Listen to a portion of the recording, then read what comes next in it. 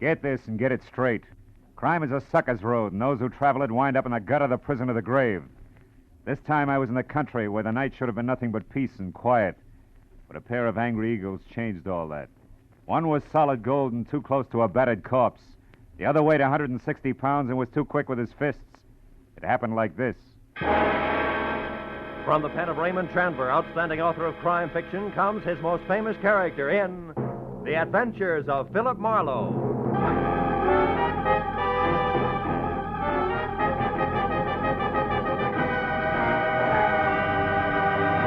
Now, with Gerald Moore, starred as Philip Marlowe, we bring you tonight's exciting story, The Angry Eagle.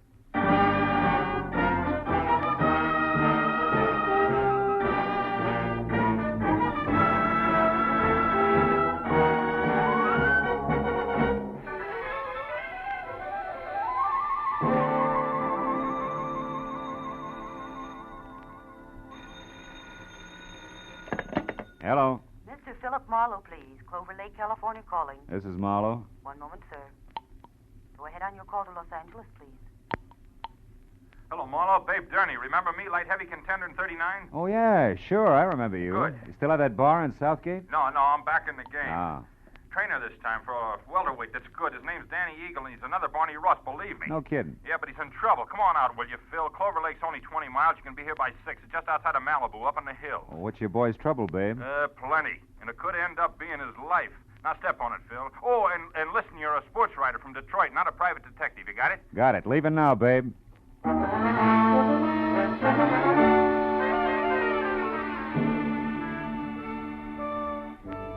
It was an hour's drive to Malibu Beach in a film colony where the convertibles outnumbered the hardtops 5-1. And another 30 minutes up into the mountains along a steep spiral of macadam which at every turn made more of the Pacific below and less of Malibu. Until finally I was at the top. To my right, there was a dirt road which a freshly painted sign said led to Clover Lake Training Camp, private. Raleigh Lance, owner. I drove on into what turned out to be a converted summer hotel marked office. A couple of buildings that had been stables and maybe 24 cabins spread out over a sloping green acre that led to a cliff's edge and the lake some 100 feet below. When I pulled in and parked in a gravel semicircle which was close to a roofed-over boxing ring where a lot of muscles and sweatpants was making a punching bag sound like a machine gun, I saw Babe Durney coming toward me in ducks and white T-shirt with an angry fighting eagle as in Danny on it. He was more bay window and less hair than last time, but still the same quick smile under a nose that spread over half his face and an extended hand that could have passed for a catcher's mitt. Hiya, Phil.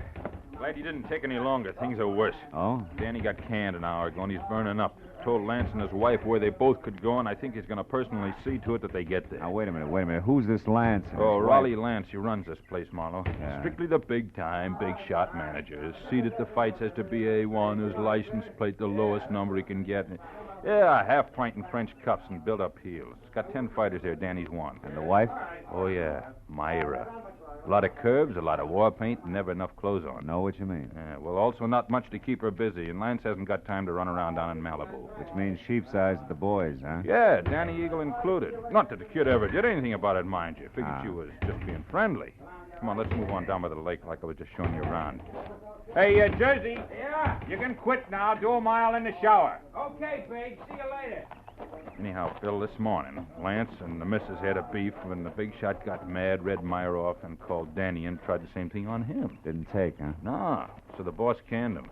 Kid went back to his cabin and started kicking the fixtures around. That's when I called you. He's got a lot of temper, Phil. Yeah, but what do you want me to do? Help me get him out of here before he tangled with Lance. He said he wasn't going to get off the ground till things were squared away, and he... Oh, hold it. What now? Over there near the edge of the cliff.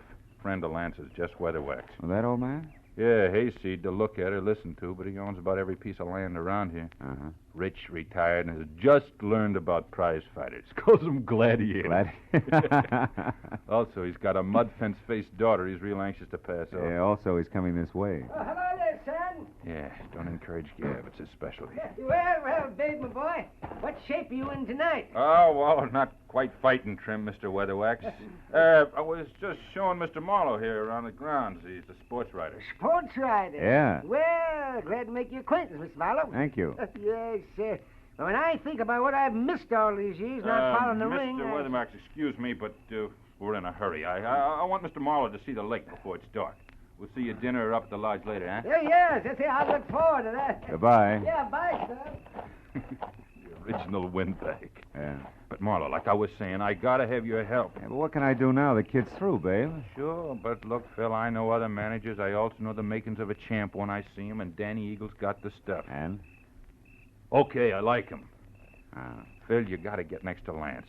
If he thinks you're doing a feature on him, he'll be your best friend in a couple of hours. A little Napoleon. Uh-huh, and when I'm buddy-buddy, I steer him away from ordering his muscle man to play pretzel with Danny while you're trying to get him out of here. Is that it? That's right. I already planted that you're coming up here, so all you got is... Hey, look. Huh? Up at the lodge on the porch there. That's him and Myra going in the office. My cue. Mm-hmm. Okay, but first tell me one thing, babe. Does Danny know about me? No. He'd turn against me if he did. He likes to settle his stuff his own way. That's why you got to get to Lance. In or out of the ring, it still takes two to make a fight, Phil. Yeah. All right, babe. I'll do my best. Yeah, Philip Marlowe, Detroit Daily News. Wonder if there is such a paper. No, it doesn't sound too bad. Listen, Myra, I don't want any more trouble with you. I'm fed up. Oh, You're fine. fed up. You? Well, that's funny. You dragged me up here and expect me to... And try real hard to understand this. I dropped 10 grand, 10,000 berries last night on that punk Steve Rocker. I'm not very happy. So you want a fighter who stinks. What's that got to do with me? I don't know. But if you'd let him alone, he wouldn't have looked so tired in there. Of all the cheap cracks you've ever made, that's about the... The what?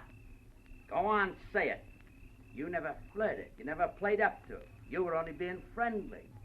Go on, spit it out, why don't you? Don't think I won't. When we're alone. Oh. Excuse me, I didn't mean to eavesdrop. I was looking for Mr. Lance. Raleigh Lance? That's me. What do you want? My name's Philip Marlowe, Detroit Daily News, Mr. Lance. Oh. Yes. Come in, Mr. Marlowe. Oh. There was a note here on my desk. Should expect you for an interview. Glad to see you. Oh, thank you. I don't believe I've, My wife, Mr. Marlowe, Mrs. Lance. How do you do? Hello. From, Detroit, you said? Yeah. How are things at the Beaver Club? That's quite a spot, I hear. Oh, yeah, quite. I used to go with a reporter there. He told me about some wild parties at their press club.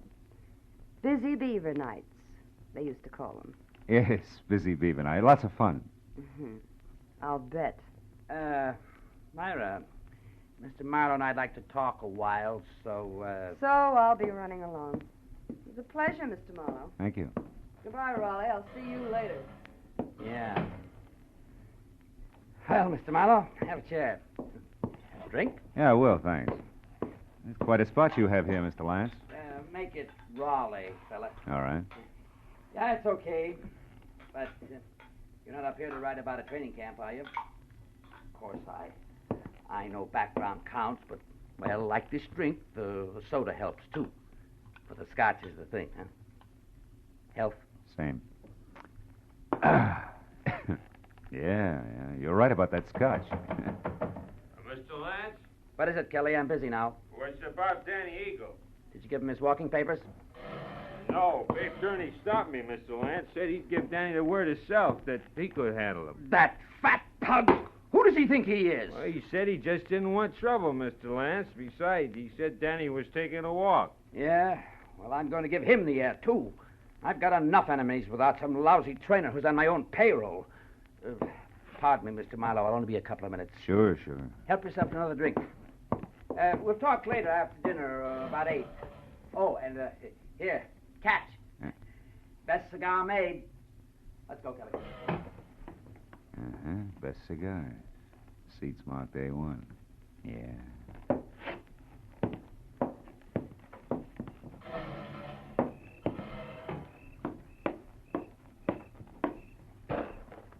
Hey, Huh? don't go away mad. My hubby always runs out on people, even private detectives. Slips, huh? Busy Beaver Night, indeed. I made it up. I never even heard of Detroit. Why'd you bait the trap? Lance, the jealous jerk, has threatened to hire a detective a half a dozen times. Oh. After all this fuss over Danny Eagle, you were about due. Well, Shall we walk? It's a nice night. Let's leave it that way, huh? What do you mean? Isn't Danny enough for one day? Listen, mister, you're starting off with 2 left feet. I was friendly with Danny Eagle, period. And Steve Rocker? The same. Only Steve was a little dull. A mind dedicated to comic books. All fighter. Not according to his last bout. Yeah. Rocco moved like he was drugged and collapsed in the third, so it's my fault. Oh, the big shot is quite a loser. And don't bother with your next question. I can feel it coming. Why have I stuck? Yeah, well, it belongs here someplace. Well, I've stuck because... Well, because I thought that each battle was going to be our last. That sooner or later he'd have time for me. He's a busy guy, Myra. So was King Solomon, but he always had room for his wives. True. I thought this place was going to be our answer. Just the 2 of us, plus the peace and quiet of the country, with Malibu on hand for a change of pace. So what happens? Still busy, huh? Yeah. So busy that he spends 8 hours a day with Jess Weatherwax, a guy he never heard of until he started this camp, but a guy who thrills to hear the lives and loves of Raleigh Lance. And that leaves me with his daughter, Clementine, if I don't talk to the fighters. Clementine, whose shoes are number 9, with an IQ to match. Good night. Wait a minute, Myra. Where you going? Going as far as my cabin on an old-fashioned cry. Or maybe just an old-fashioned, I don't know which. Good night.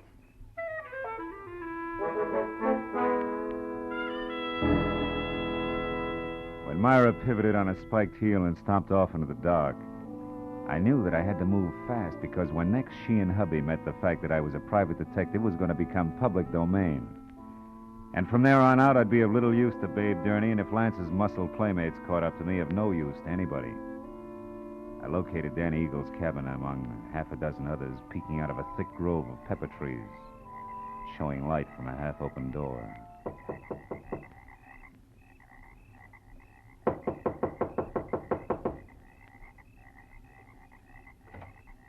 Hey, anybody home?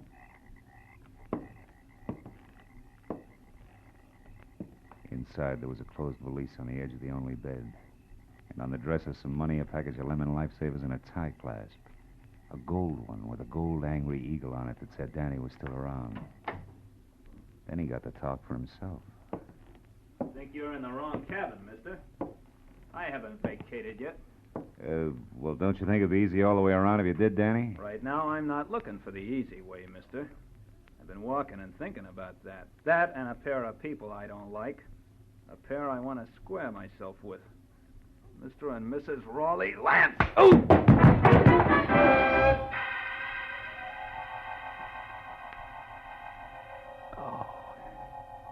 It was purely a case of mistaken identity. But it served as a reminder that it still took 2 to make a fight. And that the only chance I had left was to get next to Raleigh Lance and keep him away from Danny Eagle. I spent a half hour going from the lodge to Lance's empty cabin to the dining room and every other place where I thought he might be. But finally, I remembered Jess Weatherwax, the one-man fan club whom I located back up at the office. Oh, hello there, son. He was peeling off his coat and getting ready for canasta with something uncombed and built like a length of pipe. Who had to be daughter Clementine. What can I do for you, son? Mr. Weatherwax, have you seen Lance? Why, no, Mr. Marlowe. We just came in. You deal, dearest. Is it important? Very. Daddy. Oh, excuse me, child. Mr. Marlowe, my daughter, Clementine. How do you do? Very fine, thank you. Mr. Marlowe, Daddy told... Hey, Marlowe, is that you in there? Oh, it's Babe Durney. Yeah, excuse me.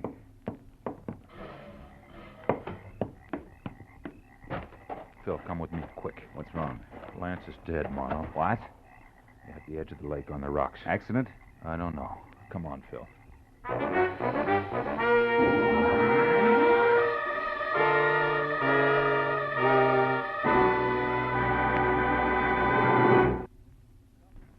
In just a moment, the second act of Philip Marlowe. But first, the confusion created by Gracie Allen has never been more clearly, more hilariously defined than it will be this Wednesday night when a writer for a national magazine comes to interview her.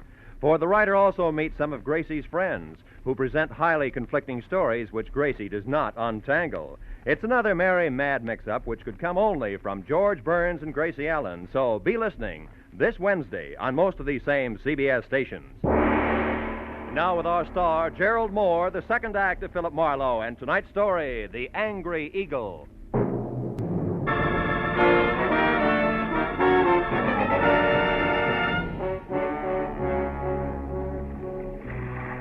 Sharp lakeshore stones, like countless fighters' fists, had hammered all the life out of Raleigh Lance. And as we stared down at him, the circle of light from the electric lantern, Babe Durney's hand began to dance over the corpse. I took the lantern, turned him away from the twisted body at his feet, and sent him back up the path to camp. Find a phone and quietly call the police. After that, I took another quick look at all that was left of the little big shot. I went up the path myself and got as far as the jagged hole in the rail where Lance had gone through. I had just enough time to see a few things before I was met by Myra. Just like she'd been before, except for a handful of nervous fingers that just couldn't leave her neckline alone. I saw Babe. He told me about Raleigh. Is it true? Yeah, it's true, all right. Your husband's dead. Babe just left, so you must have been on your way here when you ran into him. How come? I had a date to meet my husband. For a chat. Why here? He didn't strike me as being the romantic type. He wasn't. Neither was he the type to talk where he could be overheard. Especially when he was cornered. What do you mean? I put Raleigh's back against the wall tonight. I finally got hold of a way to make that inflated ego turn loose, his favorite trinket. Meaning you? Yes. Marlowe, about an hour ago, I found out that Raleigh was crooked. Fixed fights? Yeah. When I left you, I went to our cabin for a drink. But the liquor was all gone. Lance kept spare bottles in the back of his closet, so I went to look. Found what? A briefcase. It wasn't Raleigh's, so I opened it. There was $35,000 in it. And a note congratulating him on his coaching of Steve Rocca. Rocca was drugged in that last fight, Marlowe. Raleigh sold him out, and I can prove it. Oh. That's what you two were going to hash out over here, huh? The price of your silence, which was divorce. And no strings. He told me he wanted to think, then he was going to give me his answer, but now... That's all unnecessary. You're so right. Myra, come here. I want to show you something. See? Here on the ground. What do you... No, I don't see anything. Somebody put up quite an argument right here before Lance went through the railing. Oh, yeah. Yes. And here's something else. Oh, what's that, Marlowe? It's a gold tie clasp, baby, with an eagle on it. Danny? Yeah, Danny Eagle. This changes things plenty, huh? Danny? I can't believe Danny would murder Raleigh. Well, you better start believing it and get back to your cabin and stay there with the doors and windows locked. You think he might go for me You next? were half the beef. Now that he's gone this far, chances are good he's got something nice thought up for you, too. Unless I'm making the king-size mistake and you and Danny turn out to be a team. Are you crazy? It could figure both ways, baby. So I'll keep it in mind until I get something more to do with it. Meanwhile, like I said, take care of yourself. I dropped the tie clasp into my pocket and then started looking for its owner, who could be number one candidate for a noose. I decided to try Danny's cabin first, but when I got there, it was dark, with everything just as I'd left it. Until I'd turned to go. Someone was framed in the doorway. It was the gentleman farmer and novice fight fan, Jess Weatherwax. You're looking for something special, are you, Mr. Marlowe? Yeah, as a matter of fact, I am. I figured you would be, what with being a reporter, because I know there's been some kind of a ruckus here tonight. How did you know there was trouble here? Well, I happened to be passing by a certain phone a few minutes ago, and I heard that trainer, Babe Durney, calling the police. Oh. Okay, as long as you know that much, you may as well know the rest. Somebody shoved the boss of this place out through a railing into 100 feet of thin air. He's dead. Well, Lance murdered? By one of his own men? Oh, no, I don't believe it. He's a good manager. His boys loved him, every one of them. You should be so loved, especially by a guy like Danny. Danny Eagle? None other. And that's only half of it. Your good manager, Mr. Lance, was a fight fixer. One who'd even drug his own stable to be sure it'd lose. He was as crooked as a hyena's back leg. He prearranged boxing fights? That's putting it mildly. His own wife, Myra, pinned that on him just tonight. She didn't go into detail. She didn't have to. She had enough proof to make it stick because she was getting a divorce on the strength of it. Oh, I find it mighty hard to believe all this, Mr. Marlowe. And here's something else. I'm not a reporter. I'm a private detective.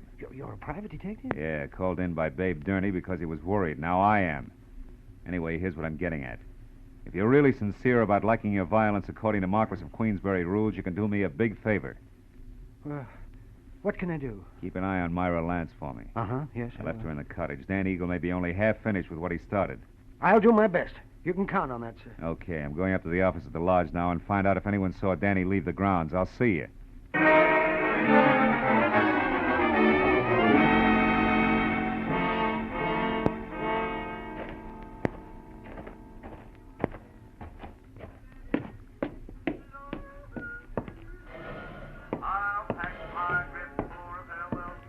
Oh, hello there, Mr. Marlowe. Did you get enough story material from the box fighters? For a couple of novels, Clementine. You alone here? Well, I am now. My daddy and I were playing canasta, but he left a while back. Went off without his coat, too, see? I know. You've been here in the office ever since, huh? Why, yes, why? Well, maybe you can help me. Did you... Gladly. But you've just got to help me first, Mr. Marlowe. Have you got a cigarette paper? A cigarette paper? You know, the makings. I'm Oh. trying to roll me a cigarette, ran out of mine. I found my daddy's tobacco, and then I absolutely emptied his coat pockets here looking for a paper, but there wasn't any. You wouldn't happen to have it. No, I'm afraid not, Clementine. Here, have one of mine. In fact, have two. Oh. Now, my question, did you happen to see Danny Eagle go out the... Go out? Out the what, Mr. Marlowe? Huh? Oh, never mind. Listen, Clementine, did this thing come out of your daddy's coat pocket, too? That old ticket stub? Yeah. Out of that little pocket in the big one on the right side, it was... Well, Mr. Marlowe, what's wrong? I don't know. But I better find out right now. As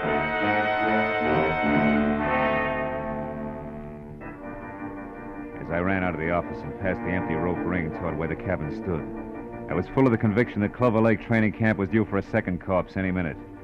Only this time I knew that some fast adjectives I myself had tossed off and not a hot-headed fighter were playing cause and effect. As I made for the door of the Lance cabin, there was no help in the fact that my volunteer guard, Jess Weatherwax, was nowhere in sight. I called Myra's name twice and still got no answer. So I stepped back to go to work on the door with my shoulder when the lock turned from inside. What is it, Marlowe? What are you doing here? At the moment, Myra, baby, I'm counting lucky stars, the kind that kept you hale and hearty in spite of me and my big mouth. I'm afraid I don't know what you mean. I mean, I almost spilled all, including the clincher, which was where you could be located. All this, mind you, to the guy who no doubt was in it with Lance right up to his Adam's apple. The fact that you're still breathing means that he must have given up and beat it because as a topper, I sent him here to guard you. Say, what's the matter? Aren't you even curious? Why, yes, sure, of course. So am I, Marlowe. Don't move. Oh, no. You have a talent for stupid audacity, young man. Myra's still breathing because up to the point where you knocked on this door, she still didn't realize my connection. But when you showed up, I couldn't take a chance. I was forced to bring this gun into things and wait behind the door. Now, obviously, you both know. And I was so relieved you still had strength enough to open the door, Myra. I stepped in chin first and was happy about it. Well, I was afraid to warn you. Well, it's your move, Weatherwax. What'll it be? I have no choice. What? You'll have a lot of bodies to crawl out from under, Buster. It won't be too hard. Danny's already framed for Raleigh's murder. Framed by whom? By Raleigh Lance himself. Such a simple little plan. I worked it out as I worked out everything else around here. Just for the record, how was it supposed to go? Once Myra knew about Raleigh, she became dangerous to me. She had to be killed. So I told him how to set up the whole thing. You know, you're really enjoying yourself, aren't you? Frankly, no. Or I just don't intend to take the rap for my late partner's stupid clumsiness. Oh, but this has gone far enough. Oh, no, it ain't. Dave, look out. He's got a gun. Duck, Myra! That boy, Bill. He lost his gun. And I still got a good right hand. My boy ain't gonna be framed for nothing. Dave, stop it. I'm gonna fix this guy good. Lay off, Dave, will you? Lay off. Lay off, I tell you. Lay off. Okay. You gotta tell us the rest. Come on, Weatherwax, talk. What actually happened on the path to the lake? Well? Lance set up the frame on Danny as I told him to by planting that eagle tie clasp at the weak spot in the rail. And then he made a lot of marks on the path, like there'd been a fight. Go ahead. And after that, he went over to kick the rail loose. He tripped and he fell. All because of those shoes of his with the hard, slick soles and built-up heels. Silly little man.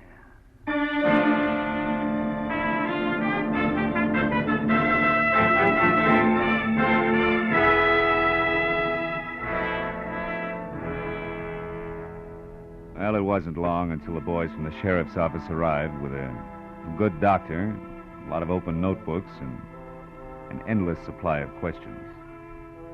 But finally, all the pieces were fitted together. Very surprised Danny Eagle, who had done a lot of thinking, was back from a second long walk. And the whole thing had boiled down to me, alone at the bedside of a heavy-jawed trainer, who had a happy look on his ugly puss for the first time that night. My boy's going to be champ now, Marlowe, thanks to you. Oh, thanks to you, babe. We were almost down for the count when you showed up. Hey, how's the shoulder? That's nothing. Hey, look, tell me something. How'd you back old Weatherwax into that corner? Oh, well, I found a ticket stub from his coat pocket with the number A2 on it. Weatherwax claimed that he'd never seen a fight or met Lance until the camp opened up here. But that stub proved that just a month ago, he sat right beside Lance. Yeah, that's right. Yeah. Lance always had seat A1 at the arena. Check. In short, Weatherwax was a liar who dropped his guard. And in this racket, you do that just once and you're out. Yeah. Hey, see that the Eagle keeps his guard up, will you, babe? I'm going to be betting on him from now on. Don't give it another thought. Good night, Phil. And I didn't give it another thought. Neither did I think about an arrogant little guy whose phony heels and twisted mind had dumped him into his own trap. Or about a fat gambler who traded in perverted victories and rotten, hopeless defeats. Instead, I thought about the sun coming up over the hills. And a nice big platter with a ham omelet on it.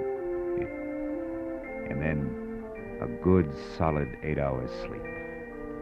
Nothing else. You know, sometimes I think I have no soul.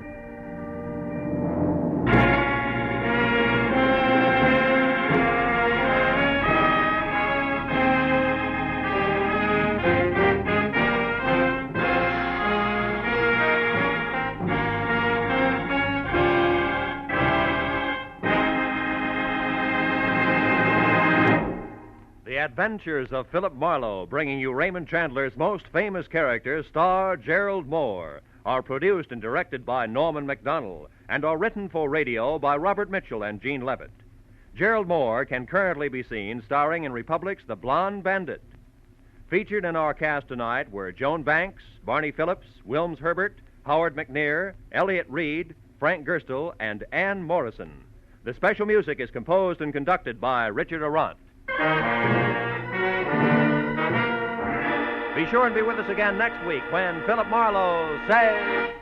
This time a nervous breakdown in a driving rain. A cape with a high collar and a tiny sliver of glass led me from the ballet and a beautiful dancer to the edge of a cliff and death.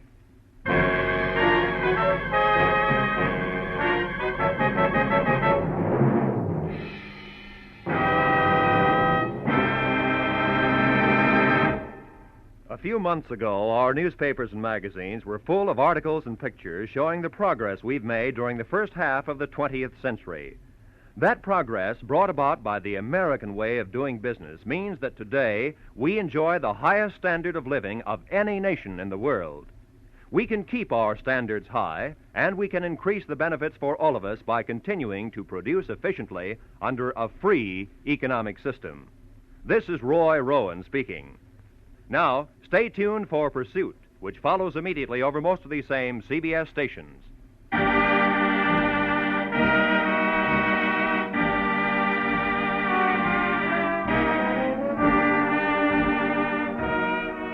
This is CBS, where Burns and Allen are heard every Wednesday night, the Columbia Broadcasting System.